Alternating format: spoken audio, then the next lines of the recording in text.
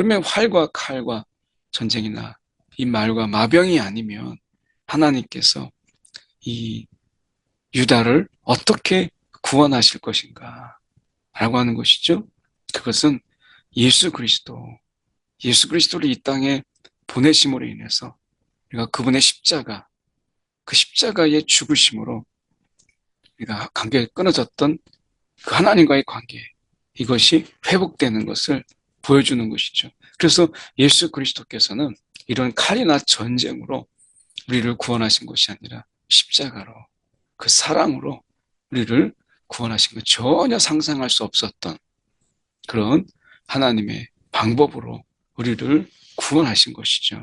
오늘 본문의 말씀은 호세아서 1장 1절에서 11절까지 아하스와 히스기야가 이어 유다 왕이 된 시대, 곧 요아스의 아들 여로보암이 이스라엘 왕이 된 시대에 부에리의 아들 호세아에게 임한 여호와의 말씀이라. 여기서 이 말씀하고 있는 이 여로보암은 여로보암 2세를 말씀하는 것이죠. 이 여로보암 2세는 사실 북이스라엘이 어느 때보다도 이 번영을 누렸던, 그리고 경제적으로 또 정치적으로 안정과 번영을 누렸던 그런 나름대로의 이 부강한 이런 나라를 이루고 있었을 바로 그 당시입니다. 그러니까 여로보암 2세가 현대의 대통령제에서 만약에 대통령이 되었다면 많은 사람들의 박수와 또 환호를 받을 만한 그런 매력적인 인물이에요. 그런데 문제는 무엇이냐면 이 여로보암 2세도 결국 여로보암의 길을 가죠. 하나님을 떠나서 하나님이 없는, 그리고 하나님이 그들에게 인정되지 않는 그런 삶을 살아요. 그러니까 하나님과의 그 언약적 관계를 완전히 무시한 그런 나라로서, 하나님과 상관없는 나라로 살아가는 거죠. 이것에 대해서 하나님이 이 호세아를 통해서 하나님이 주시는 그런 말씀들입니다. 말씀해 보면 여호와께서 처음 호세아에게 말씀하실 때 여호와께서 호세아에게 이르시되 너는 가서 음란한 여자를 맞이하여 음란한 자식들을 낳으라. 이 나라가 여호와를 떠나 크게 음란함이니라. 우리가 창녀라고 이 표현하지 않는, 창녀는 이제 히브리어로 조나인데요. 이 창녀로 표현되어 있지 않고 음란한 여자라고 한 것은 이 경제적인 어떤 필요에 의해서 이 몸을 판 것이 아니라 원래 이 성품이 음란한 것을 이야기합니다. 이것은 이스라엘의 영적 상태를 그대로 보여주고 있죠. 그래서 이 음란한 여자가 누구일까라는 부분 속에서 혹자는 이 바울 신전에서 그 음란한, 어떤 바울 신전에 이 소속된 어떤 신전 창기라고 말할 수 있죠. 그런 음란한 이 여인을 이야기하는 것입니다. 그래서 이스라엘이 영적으로 굉장히 음란하고 어떻게 보면 우상을 섬기고 그리고 하나님을 배신한 그들의 영적 상황을 그대로 보여주는 것이다 라고 할 수 있습니다. 그래서 이게 크게 그냥 음란한 게 아니라 여호와를 떠나 크게 음란함이라 라고 말씀하는 것입니다. 그래서 이 크게 음란함이라고 하는 이 부분 속에서 우리가 생각해 볼 수 있는 것이 성품이 어떤 경제적인 사정이 아니라 성품이 음란함이라. 그들 속에서 이제 하나님을 배신하는 것이 아무렇지도 않는, 그리고 다른 우상을 섬기는 것이 전혀 개의치 않는 이런 모습을 보여주고 있는 거죠. 3절에 이에 그가 가서 디볼라임의 딸 고멜을 맞이하였더니 고멜이 임신하여 아들을 낳음에 여호와께서 호세아에게 이르시되 그의 이름을 이스라엘이라 이렇게 말씀하죠. 이 첫째 이 아들이 이제 이스라엘인데 이스라엘이라고 하는 원래 뜻은 하나님이 뿌리신다 라고 하는 그런 의미인데 그 이스라엘에서 이 아합 왕조가 예후에 의해서 심판받았던 바로 그 장소죠.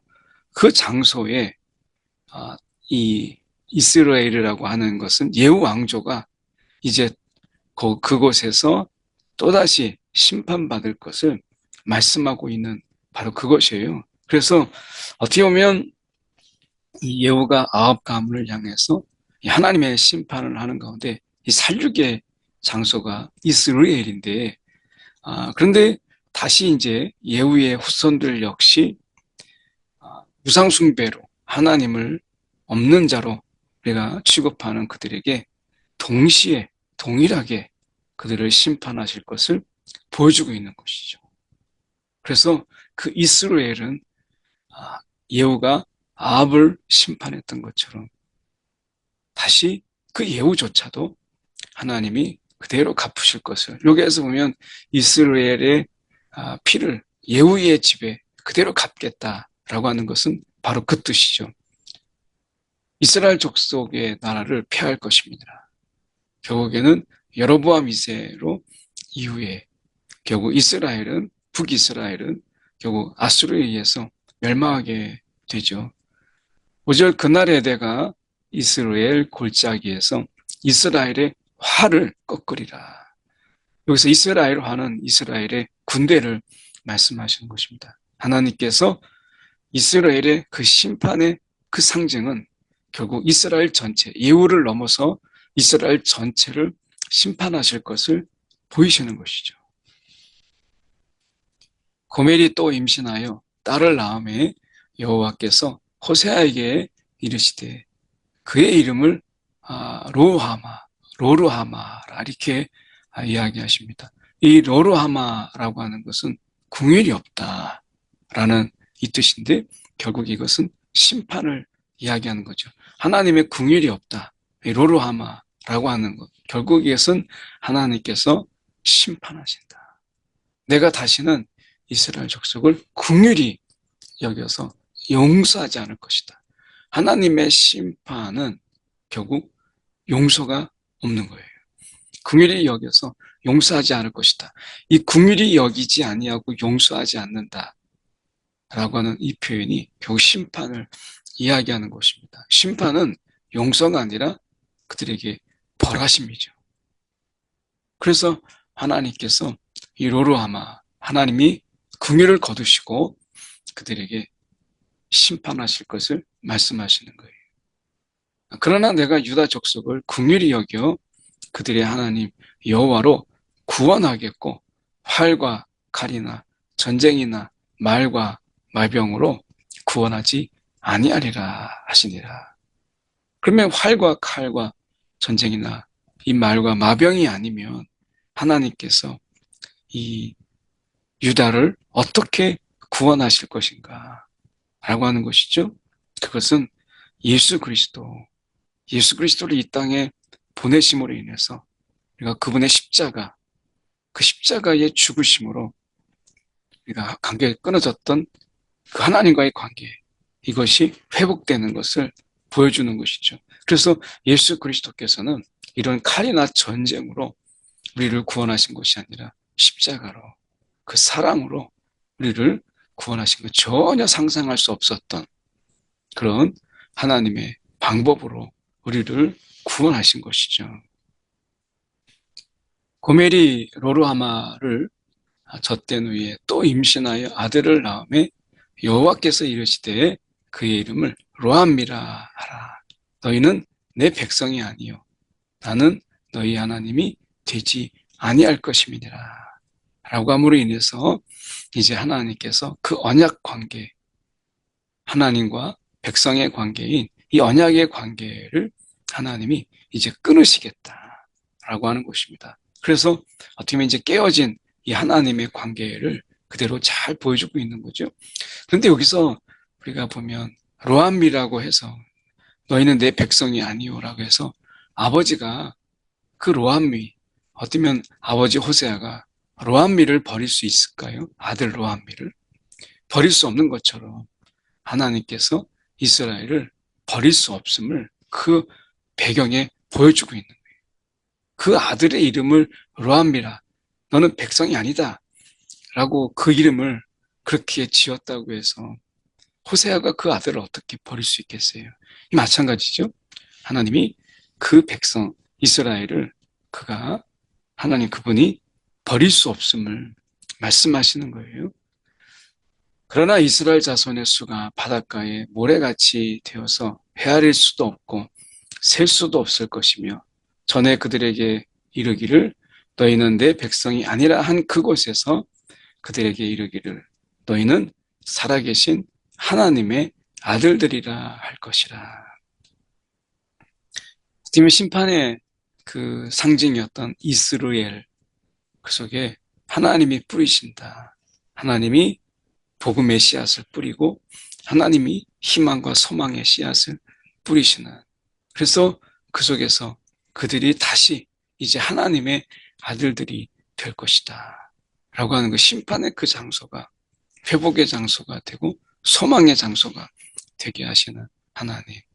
이것은 결국 심판은 그들의 버림이 아니라 하나님이 그들을 얻고자 하시는 하나님의 마음을 그대로 보여주시는 거죠. 돌이켜 돌아오라. 이것이 하나님의 심판의 궁극적인 의미 아니겠어요? 그래서 말씀 속에서도 살아계신 하나님의 아들들이라 할 것이라. 너희는 이렇게 말씀하고 있는 것이죠. 이에 유다 자손과 이스라엘 자손이 함께 모여 한 우두머리를 세우고 그 땅에서부터 올라오리니 이스라엘의 날이 클 것입니다. 그 하나님의 그 심판, 그리고 하나님의 그 희망의 회복의 뿌리심, 이것이 크게 거둘 것이다. 이방인들과 함께 유다와 이스라엘뿐만 아니라 이제 영적인 이스라엘, 이방인들까지 이제 다 하나님 앞에서 예배하고 그리고 그들이 돌아오게 함으로 인해서 하나님의 백성 삼으시는 이 엄청난 은혜가 있는 것을 말씀하고 있는 거죠. 오늘 우리의 삶 속에서 하나님께 돌아오는 일에 늦었다 이렇게 말씀하지 마세요. 하나님은 지금도 기다리고 계시고 하나님도 우리 가운데 이 희망의 씨앗을 뿌리며 그것이 열매가 거두고 많은 자들이 돌아오기를 기다리고 계신다라고 하는 것입니다. 이 하나님의 마음, 어떻게 보면 호세아를 통해서 그대로 보여주죠. 호세아가 어떻게 보면 이 신전의 창기라고 하는 이 연인과 이 결혼함으로 인해서 자식을 낳음으로 인해서 하나님이 그 호세아의 그 호세아를 통해서 하나님의 마음을 그대로 보여주고 있는 것이죠. 오늘 하나님의 마음이 보이지 않으십니까? 하나님의 마음이 의심되십니까? 그렇다면 다시 한번 하나님의 마음을 우리가 다시 마음에 새기고 여전히 사랑하고 계시고 여전히 기다리고 계시는 그분을 우리가 바라볼 수 있는 저와 여러분이 되기를 소망합니다. 기도하겠습니다. 이 사랑이 많으신 하나님 아버지 감사합니다. 오늘도 우리의 삶 속에서 하나님의 그 기다리심, 그 하나님의 마음, 찢어지는 그 하나님의 고통, 이것을 우리가 깨닫게 하시고 어느 순간이든지 하나님을 찾고자 하는 우리의 마음이 하나님 뜨거워지도록 인도하여 주시옵소서. 오늘도 하나님을 간절히 찾는 귀한 하루가 되기를 소망하옵고 살아계신 예수 그리스도를 받들어 기도드리옵나이다. 아멘.